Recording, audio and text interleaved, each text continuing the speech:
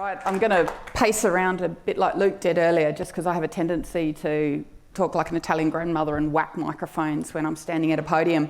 But thank you for today, and this is actually the first time I've come to a Project Controls Expo, but I've been playing in the game for the better part of 20 years, so it's probably about time. I've actually got 3 of my team here as well. I've got a mix of my capability analysts and cost analysts here today, so I don't know why it is doing that, I apologise. So later on, what I'm going to try and do is actually give maximum time for questions, because where possible, I'd like to give actual practical examples, but I'd also like to shape those practical examples around where you have a particular interest or a particular hunger for knowledge around not just how defence is doing things, but actually in many cases how broader government is actually moving to a different type of independent assurance. So just kicking on, naff little bio, but the thing I just wanted to quickly draw out here is it doesn't necessarily, oh here's another one, another defence person, hello Droa. It doesn't necessarily draw out some of the specific experiences. So it was fantastic to hear Luke talking about where we're going with military satellite communications.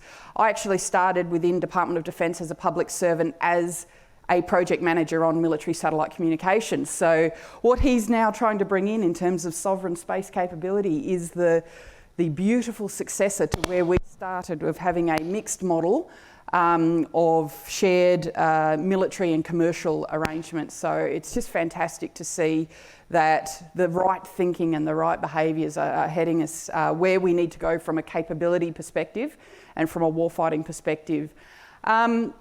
In terms of where I came from in defence industry, I worked for Hewlett Packard as a ICT project manager for a number of years, but specialising in defence. So big database builds, a lot of infrastructure. We did things like the headquarters Joint Operations Centre and all of the enterprise architecture that went with that. Then I moved into defence, and then after spending some time at project level, I moved up into what was a fairly troubled time in defence at the major program level and then later into portfolio level. So I was part of the team that later designed the new capability lifecycle in defence. So I was the team lead for the portfolio layer of the design, which meant looking at how the investment committee works. And I'll talk a bit about the investment committee because it's a really interesting model for how project controls, evidence-based decision-making comes together in a senior forum with a government lens applied to it and how decisions then move through that particular process. And also where I am now and the sorts of challenges and experiences we have on a day-to-day basis. And the gentleman who just walked in, Jorua, is one of the Navy controllers that we actually work with very closely. So I'm going to have to choose my case studies very carefully. So, with love, Jorua. So this is just a brief overview of what I'm going to talk through today. My slides are infinitely less exciting than Luke's were. But like I said, I do want to give maximum time for questions so that you can actually see how some of these concepts are applied in real time, in real cases, and also through the, I think it's fair to say, pretty highly politicised lens that defence often faces when it comes to decision making and project management, and particularly maritime and shipbuilding, which I get to look after for my sins. So starting here, so a lot of you, if you have worked in and around defence or even in broader public sector, are probably familiar with the First Principles Review and what it has meant to defence. It was the fundamental reformation of how we look at capability management, how we look at project management, how we look at assets over a life of time. And in defence, our assets can go for 30 to 50 years. And the other thing that is coming into the capability life cycle, it is very much a principles-based approach, whereby we don't pretend we know the answers up front anymore, and we embrace that uncertainty. So you have to have enough meat on the bones for a decision to be able to support the decision, but also to acknowledge the fact that trying to forecast certainty too far out is one of the worst things we, in a department that is highly dependent on understanding changing strategic threats and nature, it's the worst thing we can do. False certainty is death to a defence project, because in the past we've been very, very, very good at pretending we knew the answers 30 years out, and we got spectacularly good at delivering obsolete capability late. Right? Overtaken by events, overtaken by the threat, overtaken by the strategic political picture as well. So the capability life cycle, and I'm happy to take some more detailed questions on it at the end, is fundamentally about changing that mindset. And contestability has a big role to play in that. So fundamentally, we are independent assurance. We are decision support, and we look through multiple lenses at projects. We are not project controllers, but we use the outputs of project control as part of the broader decision making that will then go through a forum such as the investment committee. And I'm going to talk very briefly. You'll hear me refer to the investment committee a lot, because in a capability management and a project management sense, it is the senior decision making forum. Think of it as the board. It consists of all of the service chiefs, Chief of Air Force, Chief of Army, Chief of Navy. It consists of all of the civilian group heads, the head of Capability Acquisition and Sustainment Group, our primary project management and project delivery function. It consists of the Chief Defence Scientist. It is chaired by the Vice Chief of Defence Force, who is the Joint Force Authority, the caretaker of project and capability delivery inside Defence. And importantly, and this has been the real step change, it has the Department of Finance represented at a DepSec level, and it has Prime Minister and Cabinet represented at a DepSec level. They see everything.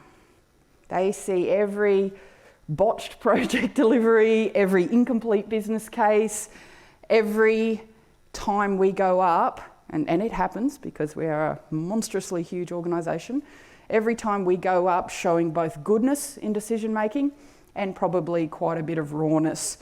The key difference is they are now invested in that process. They see what we are trying to assume in terms of schedule, what we are assuming in terms of cost drivers, what we're assuming in terms of availability in industry. Whereas before, Defence very much had the approach of don't look at my homework, you'll see it at the end and you'll be thankful for what you're given. They're in the tent. And just that transparency and that openness and that awareness has completely changed how we do decision making inside the department. And we support that particular function. So a large part of Contestability's role is almost as a bit of a liaison service between government, the decision making that occurs through Cabinet and through various other functions, through the central agencies, and then down back into the department, and it's a two-way dialogue. There are two types of contesting that was envisioned by the First Principles Review. The first is that strategic contestability. And I'll talk a little bit more about how that manifests in a way. But really what that comes down to is we can't expect project practitioners, many of whom are not experienced project practitioners, they have come off operations. You know, they might be now a project manager or a project director, but 6 weeks earlier they were driving a bloody Bushmaster in Kabul. And all of a sudden, congratulations, we'll give you an intro to project management. You are now a project director of a $5 billion program. That happens, and it happens a lot. So we can't necessarily expect that all of the people that we're going to have working in a project environment in Defence are going to know what they're doing straight off the bat. We are subject to the posting cycle. And these teams have to norm, storm, form very, very, very quickly, because you'll have people catapulting in and out at various times. If operational demand goes up, people will come in and out. So having an area like contestability where we sit in what is called the strategic centre, and it's basically a hub inside the decision-making circle, means that we can keep that continuity and that knowledge and that experience and those lessons learned going, even whilst other areas are in flux. So the strategic contesting is often about us trying to explain to practitioners who have not lived this dream, they have not yet had an approach to government, they haven't yet hit the electric fence in some horrible manner, and haven't learned the lessons that Luke spoke about so eloquently around this is what it's like to have to go on this journey of discovery. They often don't have the capacity or the time for that. So part of our role in contesting is educating and saying this is what the experience others have had. This is how you can apply those lessons learned to your particular experience. And these are how some things are universal and some things are going to be unique to your particular engagement. The other type of contestability, as you can see on the screen there, is around those more tactical elements: scope, schedule, cost. And whilst we are not deep specialists in those, what we do is look for that thread of logic, right? We look for that common sense test. I don't have to run a project out to a level 6 WBS as an independent look, and we don't necessarily have to run up an independent cost estimate for every single proposal that comes through in order to know that something's probably looking a bit hinky. So we work with those deep specialists and we try to draw out their information. But a large part of what we do is what you could call the sniff test, right? It's about looking at that broader package of work and information and evidence-based decision-making for a project or a proposal and making sure that it is placed in that strategic context.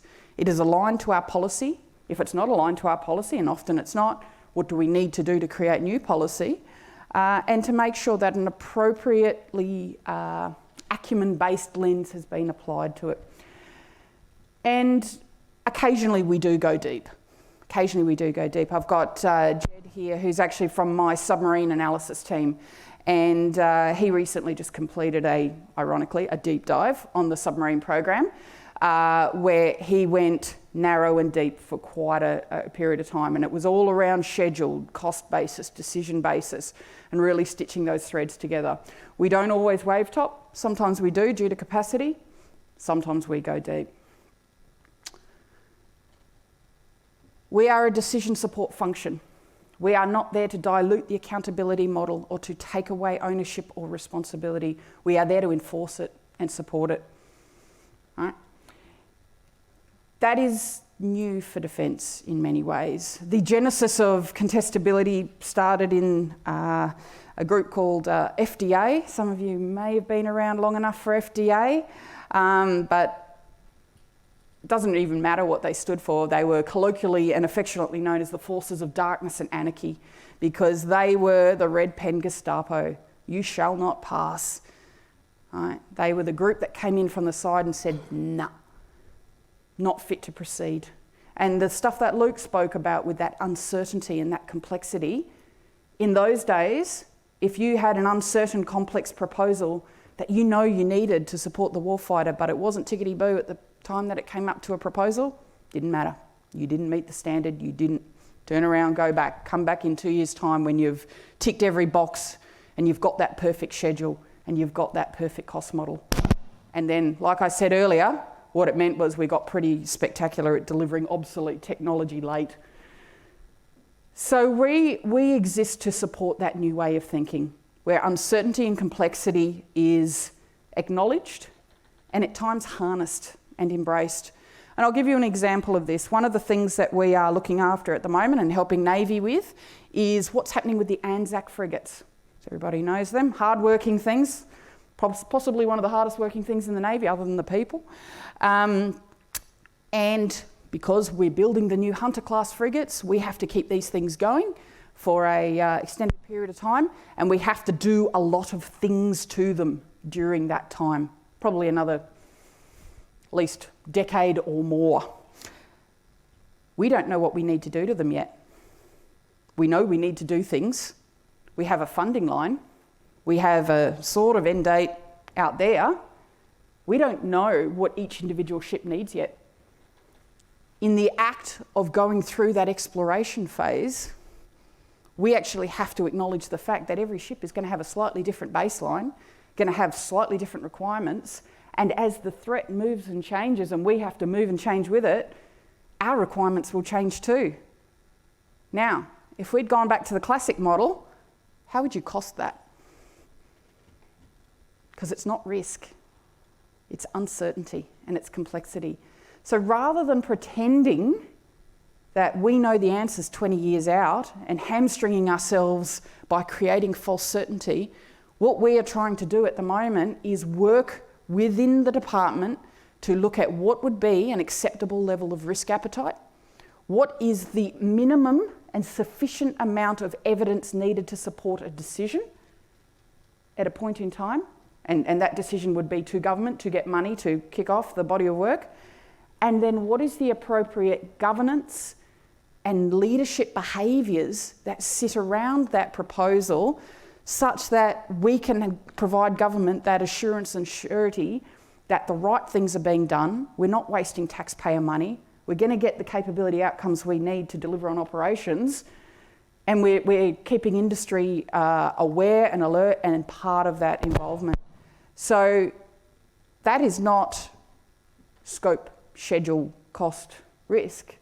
That is uncertainty management, and it's behaviours and it's leadership. And it's being willing to put your hand up to government and say, we don't know the answers and we don't want to know the answers yet, but we're going to show you how we're going to learn the answers over time and bring everything back to you for appropriate decisions. So we try and embody that, and we try and make sure that people know that you still have to have a level of rigour around a decision. You still have to have a schedule. Be surprised occasionally how many people think you don't. You still need one. But what we don't pretend is we know all the answers. You have to have a plan to get answers over time, though. We work across the capability life cycle. So previously, in the older models, the independent assurance really focused on just the front section in the approval space. We now go even earlier into force design, which is one of the directorates. Force design contestability is one of the things I look after. And we now go downstream, particularly in maritime, where that division between project delivery and sustainment of a product in service is almost becoming meaningless to us. So that example I gave of the frigates, we are simultaneously building, acquiring, inserting and sustaining. Right? It's not an acquisition phase and then dead cat over the fence, right, sustain it for 30 years and we'll see you for the next one after that. It is iterative, it is spiral, it is agile. Agile is not just for IT projects or complex things that go ping. It's now becoming everything. Our major platforms are becoming wheelbarrows to effectively deliver a payload. And that payload can often just be information or data or sensors. Building a project plan and building a schedule out of that and building a cost model out of that when we don't know what we're going to be facing in 10 years' time or 15 years' time is incredibly difficult. We don't want to punish people for not knowing the answers. So we tailor our approach, which is that last point there. Under the older model, a project to buy more helmets for army soldiers would be treated the same as the program to deliver the future submarine. That's not an exaggeration, we genuinely did. Same number of approval points, same standards for documentation, same standards for level of fidelity and schedule and cost model. Right? What a bonkers way to do business. Absolutely bonkers. So tailoring for us means deciding early on what would be an acceptable level of risk appetite, the significance of that particular capability to both defence and government in particular, and then how do we as an organisation shape ourselves around that risk appetite such that we're not overcooking it or undercooking it. I think we're still learning how to do that. It's a slow turning circle, particularly when some of these things have decades in the delivery, but we are trying to apply that mindset in real time. Goodness for contestability is something where a major proposal or something comes forward to that investment committee I mentioned, and our sole comment is one paragraph inserted into the business case that the sponsor has put forward that says, yeah, she's mate, crack on. Nothing to see here. We've been working with you. We understand. We've dug through your mulch. We've dug through your documents. We've dug through your schedule. We've dug through your cost models. And yep, happy to see here. That is a win for us. Gotchas are not a win. Long briefs that say, God, you monsters, how could you? How dare you even show your face for decision? That's a fail on our part. Right? We are not in the culture of trying to do gotchas. They happen, but they are rarer and they are not desired, I think it's fair to say. These are our 3 questions. Is it the right thing to do? Are things being done right? And will government and defence get the expected outcome? You will notice there is nothing there that says, do you have a Monte Carlo schedule? And do you have a 3-point cost estimate? And can you show a WBS down to level 7? Doesn't say that. There are people out there who will have to do that level of fidelity. But when it comes to senior decision making, these are the things they want to look at. They want to know that the appropriate work has been done at that management level. But when you get up into that strategic leadership level, we want to know the big picture. How can the project control evidence and that ongoing understanding of the reality of a project feed appropriately into a group of people sitting around the room at the service chief level? Right? When a Navy project comes, sorry about that, I don't know why it's doing that. When a Navy project comes to the investment committee, it's not a project specialist who is presenting it. It's Admiral Noonan, Chief of Navy, has to get up there and talk cost, schedule, scope, requirements, risk to a room of people who've never seen this project before. So I was so gratified to hear before about the 10-page business case. I'm not sure if you're aware of it, but when the capability lifecycle was dropped down, one of the rules we brought in was when you come to the investment committee, your page limit for your business case is 10 pages. We'll give you a 47-cent royalty for everyone now. But that was codified, because if you cannot make your argument in 10 pages or less, you probably don't have a good argument. And if what you need to do is come forward and have a conversation and ask for help, you can do that in 10 pages as well. And gone are the days where, well, I say gone, but we're also looking after the force structure plan and occasionally deviating from this particular principle, because that is volume-based. But we used to require of a major project something around 70, somewhere between 70 and 170 different documents. And those documents were not tailored for use. And I remember when Land 400, which was one of the major vehicles that went through government, the armoured vehicles went through, when they actually printed out all of the documentation for their second pass approval, it was about 4.5, 5 foot tall. And I think the point was nobody read beyond the exec summary anyway. So some lovely shelfware. I used one to prop up a pot plant for quite a number of years. I'm not going to go too far down this particular thing, but I'm happy to have a conversation and questions about it. But we have a tailored model fit for the defence environment in Australia. That is not what the US do. It's not what the UK do. It's not what Canada does, but we shamelessly have stolen elements of their model and adapted it to our own. Think of it as an homage. And I'm going to leave this bit predominantly for questions, because like I said, I want to tailor some of that understanding of how this works in real time to areas where you might be interested in drawing out particular themes or particular types of technology. And I'm very happy to speak beyond maritime as well. But the last point I actually want to just bring out there is that we rely on data. We rely on evidence. This is evidence-based decision making. Don't think that because we prize that uncertainty embracing and that not pretending to know all the answers means you don't need to have answers at some point. We do need that. We need the evidence that comes out of a project team. But what we're trying to bring into the organisation and what we're trying to embrace is the fact that we don't want false certainty. Right? False certainty is death to a defence project. Right?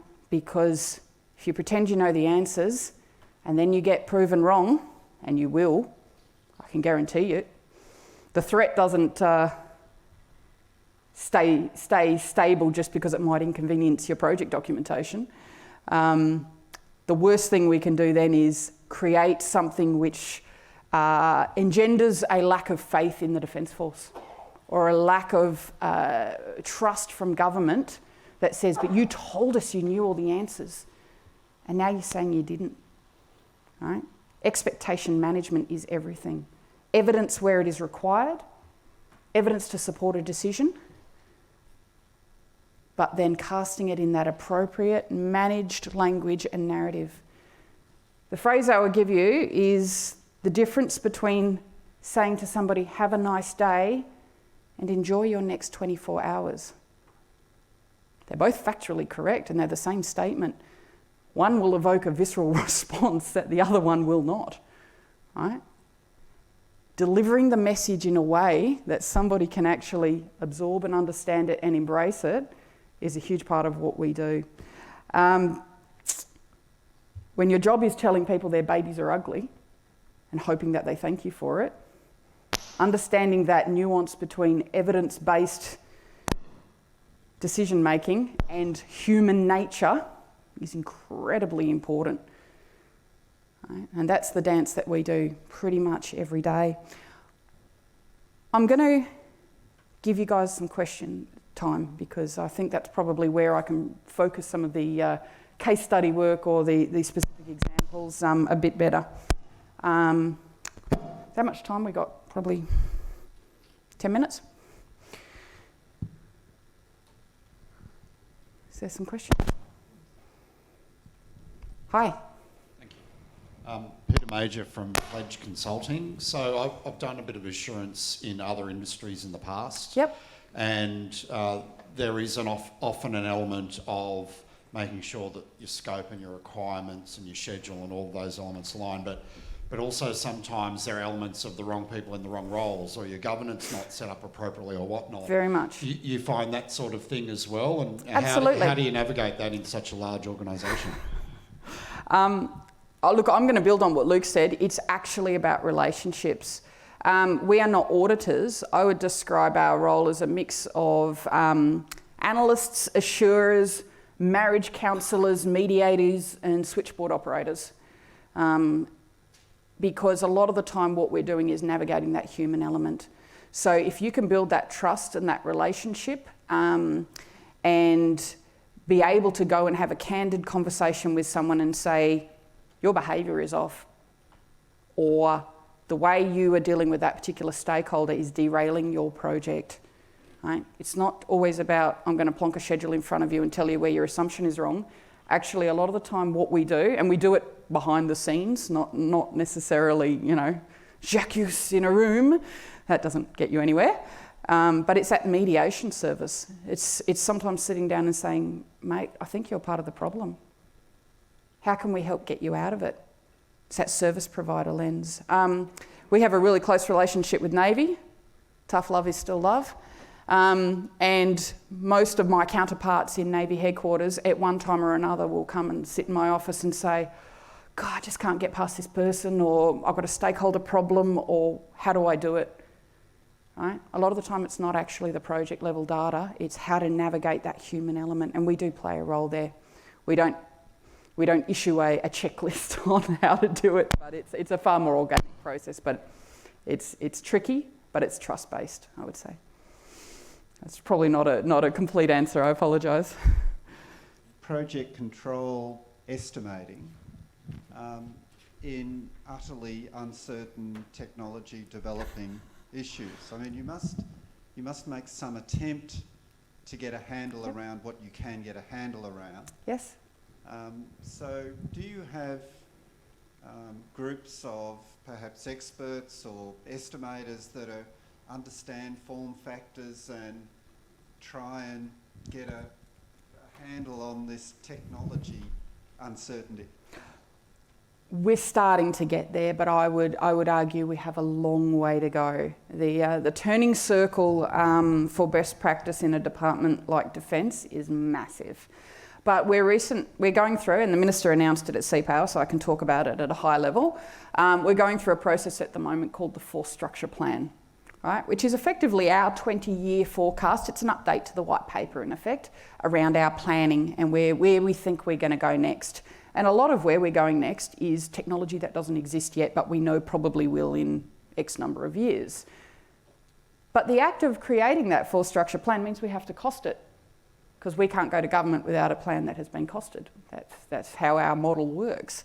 So we have been delving into techniques that are probably unfamiliar at a departmental level, such as much more parametric costing for those early stages, trying to use our Five Eyes community for analogous costing and looking at how we can cost uncertainty and evolution into that original planning. So rather than pretending we know what we're going to buy in 20 years' time, we will have a provision of exploration based on an R&D model, which says we will learn, test, adjust, crawl, walk, run, and we reserve the right to change our planning and our thinking, and this is the mechanism that we will use to keep you updated. So we have not truly harnessed things like sensitivity analysis and some of the more nuanced elements at a whole of portfolio level. Certainly there are projects and programs, and I'm sure Luke's area is going to be one of them, that is probably going to have to really lead the charge and show what best practice can look like within the department around how we cost and forecast emerging technology. But holistically, we haven't got a handle on it yet. We are learning as we go.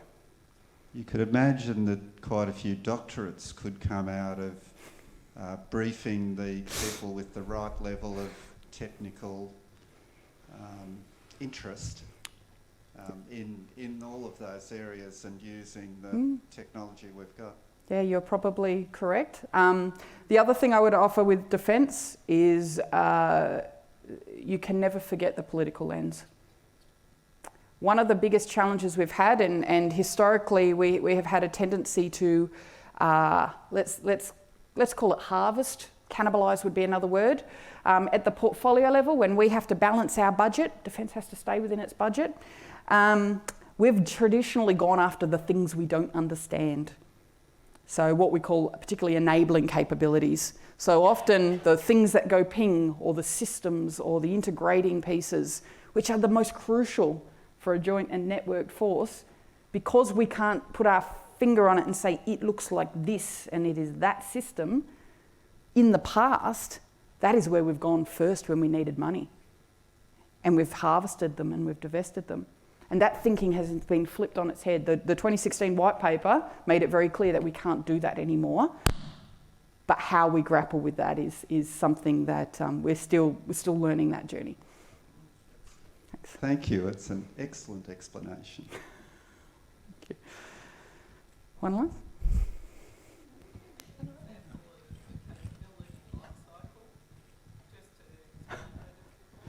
Sure.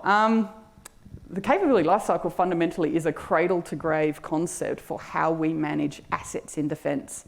Pre-2016, we managed our major platforms over here through a group called DMO, which was the Defence Material Organisation, which is now CASG.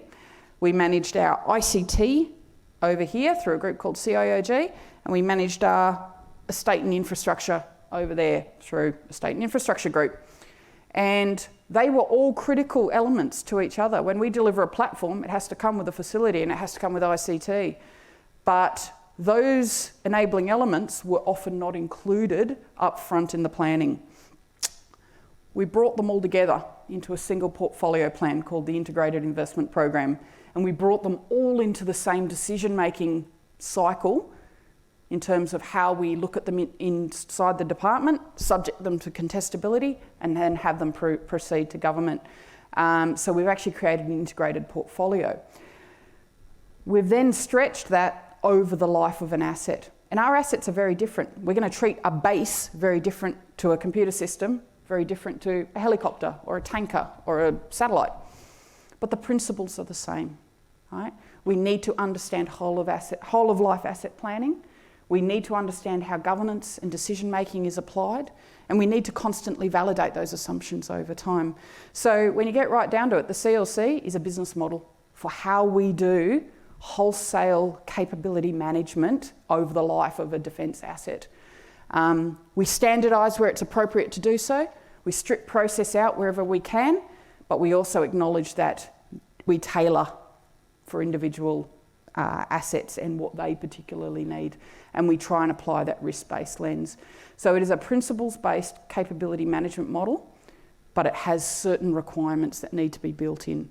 That'll probably be a session in itself if you got me going on the CLC. I'm happy to take a question afterwards if you want to understand a bit more about it. Hi. Hello, my name's Michael Ham. I was interested Hi, Michael. in your closing comment. When your job is telling people that their babies are ugly, your job is telling people that their babies are ugly and hoping that they will thank you for it, are you in that situation often? And what do you do? What do you do when you're in that situation? It does happen. It does happen. And I say this having been a project manager in defence. Your project is your baby.